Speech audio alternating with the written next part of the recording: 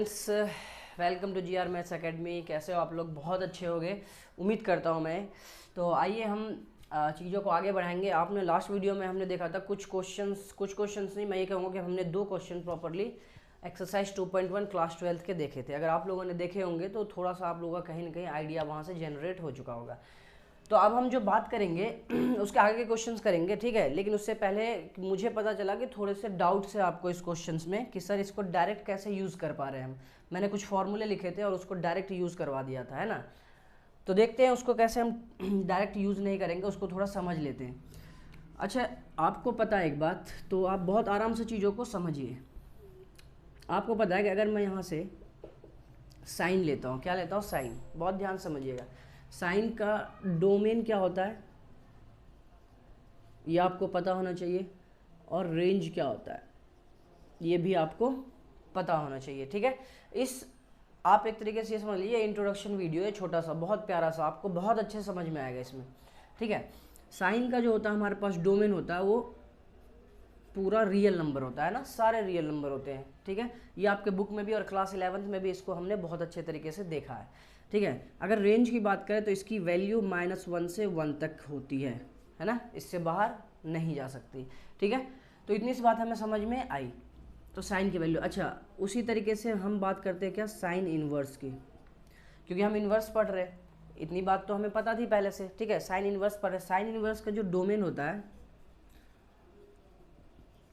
होता है वो वैल्यू हमारी चेंज होती है ना, डोमेन चेंज होता है, बहुत ध्यान से रखना। अब ये रेंज नहीं होता, साइन में रेंज होता था, लेकिन ये साइन इनवर्स में रेंज नहीं होता, इसमें प्रिंसिपल ब्रांच होता है, principal value branch, principal value branch. इसको प्रिंसिपल वैल्यू ब्रांच क्यों कहा जाता है, इसको हम इंट्रोडक्शन वीडियो में देख चुके हैं, आप लोग देखिएगा वहाँ। अगर कोई भी फिर भी कोई दिक्कत हो तो आप मुझे बता सकते हैं, हम उस पर बात करेंगे, ठीक है। साइन इनवर्स का जो डोमेन होता है वो हो जाता है हमारे पास -1 से 1। इनवर्स की बात करिए ना, साइन का जो रेंज था ना वही डोमेन हो जाता है, ठीक है। साइन का जो डोमेन जो हमारा रेंज होता है वही इसका क्या हो जाता है, डोमेन हो जाता है, ठीक है। अच्छा, यहाँ से इसके रेंज की बात करें तो रेंज जो हमारा होता है वो -π/2 से π/2 तक। तो इस बात को आपको समझनी पड़ेगी कि जो भी x होगा हमारा साइन इनवर्स के साथ, जो भी एंगल होगा वो हमेशा किस में बिलोंग करना चाहिए, वो बिलोंग करना चाहिए उसके प्रिंसिपल वैल्यू ब्रांच में। अगर ये यहाँ से आ रहा है तो हम कहेंगे यस ये हो सकता है। अभी हम देखेंगे इसके एग्जाम्पल में, साइन की वैल्यू जो भी रिजल्ट आएगा वो इसके अंदर से होना चाहिए, जो भी रिजल्ट आएगा। कहने का मतलब मैं ये बताना चाह रहा हूँ कि अगर मैं यहाँ पे साइन इनवर्स x ले लेता हूँ, ठीक है, तो इसको बहुत सारे स्टूडेंट्स, क्या मैं बुक में भी लिखा हुआ है, हम डायरेक्ट यहाँ पे लिख देते हैं x। तो मैं अगर थोड़ी देर के लिए ये पूछूँ क्या ये सही है, ये इनकम्प्लीट है। सही, इसे कंप्लीट सही नहीं कह सकते हम। नहीं कहने की वजह कि ये तब तक नहीं हो सकता सही जब तक कि मैं ये ना बोल दूँ कि साइन का जो रेंज होता है वो कहाँ से कहाँ तक है। कह रहा सर ये x जो आएगा ना, ये x ये इसके अंदर अगर हो गया ना, इसके अंदर अगर इसकी वैल्यू आ गई तो हम कहेंगे कि हाँ ये ठीक है, हम डायरेक्ट लिख सकते हैं। अच्छा, इसका इफेक्ट कहाँ पड़ता है वो बहुत ध्यान से देखिएगा, इसका इफेक्ट कहाँ पड़ता है। अगर मैं यहाँ से लिख दूँ साइन इनवर्स, मान लीजिए 2 लिख दिया मैंने, ठीक है। तो इसको देख के अगर मैं इसे ना दिखाता आपको और मैं कहता कि बताओ क्या है, तो आप तुरंत कहते जो यहाँ x है वो यहाँ पे x लिख दिया आपने। हमने कहा यहाँ पे 2 है तो यहाँ पे आप 2 लिख दो, बट दिस इज रॉन्ग। क्यों? क्योंकि अब आपको दिख रहा होगा कि 2 जो है ये बिलोंग नहीं कर रहा है इसके रेंज के अंदर, तो ये कैसे पॉसिबल हो सकता है। तो ये हम गलत मानेंगे, है ना, इसको गलत कहा जाएगा कि ये 2 नहीं ले सकते। हाँ, कौन सा ले सकते हैं? अगर मैं एक और एग्जांपल दे दूँ, साइन इनवर्स 1/2 ले लो, आप 1/2 ले लो, तब जाके आप डायरेक्ट लिख सकते हो यहाँ पे 1/2। आप यहाँ पे क्या लिख सकते हो, डायरेक्ट 1/2। क्यों लिख सकते हो? देखिएगा यहाँ मैं साइन की बात कर रहा हूँ, इन्वर्स की नहीं। मैं इन्वर्स की बात करूँगा, है ना, साइन की बात कर रहा हूँ मैं यहाँ, साइन। इसलिए हम साइन का रेंज देख रहे हैं। जब इन्वर्स की बात करेंगे तो इन्वर्स का रेंज देखेंगे। इसलिए कहा जाता है कि चैप्टर 1 जो है ना, क्लास 12 का चैप्टर 1 और 11th का 1, 2 रिलेशन फंक्शन, ये सब बहुत इंपॉर्टेंट है। वहाँ पे ये सारी बातें आपको देखने को मिलता है बहुत अच्छे तरीके से। ये डोमेन, रेंज क्या है, ये सब बहुत अच्छे तरीके से देखने को मिलता है। अच्छा, ये सही क्यों होगा? क्योंकि अब आपको पता चल चुका होगा कि 1/2 बिलोंग्स करता है -1 से 1 के बीच में, है ना, -1 से 1 के बीच में ये बिलोंग करता है। तो हम इसको बहुत आसानी से तब सही कह सकते हैं। ये आपको समझ में आ चुका होगा। ठीक है, चलते हैं इन्वर्स की बात पे कि इन्वर्स में कैसे हम इसको चेक करेंगे। इसे जल्दी से थोड़ा सा आप राइट डाउन कर लीजिए।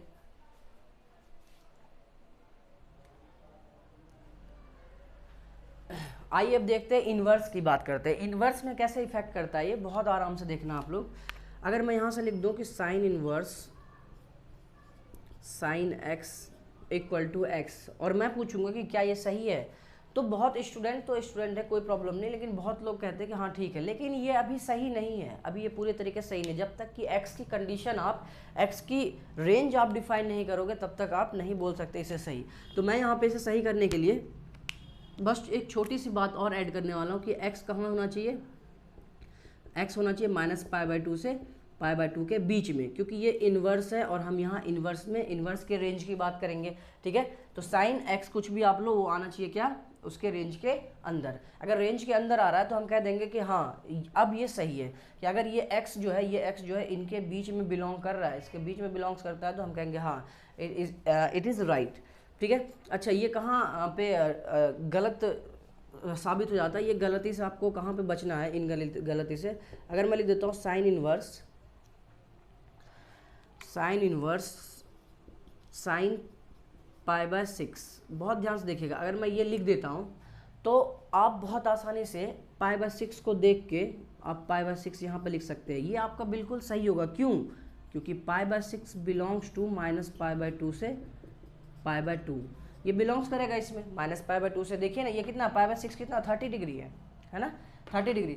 तो ये 90 -90 से 90 के बीच में 30 तो आएगा, बिल्कुल आएगा। तो इसलिए हम इसे क्या कहते हैं, ये सही होगा। लेकिन अगर मैं यहीं पे थोड़ी सी बात को चेंज कर दूं, मैंने यहाँ लिख दिया sin 2π/3, देखिएगा sin 2π/3, तो अब भी तो देखेगा वही कि सर साइन इन्वर्स से साइन हट जाएगा एक दूसरे को, कैंसिल आउट, और ये 2π/3, तो 2π/3 आप डायरेक्ट यहाँ पे लिख दो 2π/3। ठीक है, क्या लिख सकते हैं यहाँ पे 2π/3, बट ये बात आपको ध्यान रखना पड़ेगा कि 2π/3 ये हमारे इसके अंदर नहीं है, ये -π/2 से π/2 के बीच में नहीं आ रहा, क्योंकि इसकी वैल्यू कितनी है, देखिए अभी इसकी वैल्यू होगी आपकी 120 होगी, और 120 नहीं आ रहा, -90 से 90 के बीच में आना चाहिए, 90 से बाहर चले गया ये, तो इसलिए ये हमारा क्या होगा, गलत। ठीक है, ये गलत क्यों होगा, क्योंकि ये वाली जो हमारी x की वैल्यू आ रही है ये रेंज के अंदर नहीं है, साइन इन्वर्स के रेंज, प्रिंसिपल रेंज के अंदर नहीं है, इसलिए हम क्या कहेंगे ये गलत है। ठीक है, तो ये कहानी बनेगी हमारी एक्सरसाइज 2.1 में। अच्छा, अगर आप लोग चाहते हो कि हम इसको सही करना चाहते हैं तो हम इसको सही कर लेते हैं। ठीक है, इसको हम रफ कर लेते हैं, आप इसको राइट डाउन कर लीजिएगा। तो इसे हम सही कैसे कर लेंगे, देख लीजिए हम सही कैसे करते हैं। इस क्वेश्चन को मैं आपको सॉल्व करवा देता हूँ ताकि आपको आइडिया मिल जाए कि अगर अंदर में नहीं आ रहा है, इसके रेंज में नहीं आ रहा है, तो हम कैसे इसको सॉल्व करेंगे। sin 2π/3, ठीक है, तो इसको हम पहले अंदर लाएंगे। 2π/3 तो हमने चेक कर लिया कि साइन इनवर्स में -π/2 से π/2 के बीच में आता, तो हम डायरेक्ट लिख देते वैल्यू, अदरवाइज हम डायरेक्ट नहीं लिख सकते। तो हम इसको क्या करेंगे, इसको हम थोड़ा सा सॉल्व करेंगे, अंदर लाने की कोशिश करेंगे। साइन इनवर्स ये साइन, ठीक है। अच्छा देखिए, इसको हम ऐसे लिख सकते हैं π-π/3, बोलिए हाँ, 2π/3 को π-π/3 लिख सकते हैं। एलसीएम लेके आप सॉल्व कीजिएगा तो 2π/3 ही आएगा। अच्छा, तो एक बात ये ध्यान रखिएगा कि अच्छा ये मैं कैसे कर पा रहा हूँ, देखिएगा हमारे पास क्या होता है ना कि ये किस क्वाड्रेंट में आ रहा है, जरा इसको देख लेते हैं। ठीक है, इसको देख लेते हैं किस क्वाड्रेंट में आ रहा है। ठीक, ये हमारे पास 0, ये π/2, ये हमारे पास 3π/2, ये पाई और ये 3π/2, और वो हमारे पास वो आ जाएगा। ठीक है, 0, ठीक है, ठीक है, इतनी सी बात क्लियर है। अच्छा, कहाँ पे आएगा ये 2π/3, 2π/3, तो 2π/3 कहाँ आएगा, इसके अंदर हमें लाना है किसके। अच्छा, इसको हम और भी एक बात कहते हैं ना, -π/2 भी कहते हैं इसको, -π/2 से। तो हमें वैल्यू लानी है इसके अंदर लानी है ना, इसके अंदर वैल्यू लानी है। तो इसके अंदर वैल्यू लानी होगी तो क्या करेंगे, ये पाई है ना, ये पूरा पाई यहाँ से यहाँ तक एक पाई, एक लाइन की वैल्यू कितनी होती है 180 डिग्री, तो वो हमारे पास पाई होता है। तो पाई -π/3, तो हमने करा क्या कि ये कहानी पाई -π/3 में हमने इसको ले लिया कि पाई में से अगर हम इतना सा, ये आएगा कहाँ, देखिए 120 है ना, कितना ये आपका 120 है, हाँ ठीक है, 60 120 है, तो ये 120 कहाँ आएगा? देखिए जरा एक बार हम चेक कर लेते हैं कौन से क्वाड्रेंट में आएगा। आप ऐसे भी चेक कर सकते हो, है ना।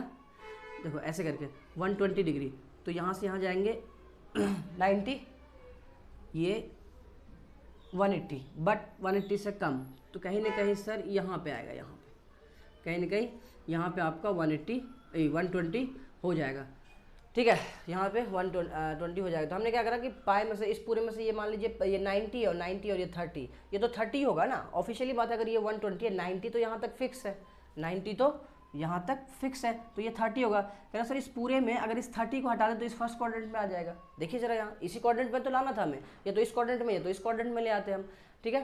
तो हमने कहा सर 90 पूरे पाई में से, इस पूरे में से अगर इतना सा पार्ट हम हटा दें तो ये इसके अंदर आ जाएगा, यही तो बचेगा, है ना।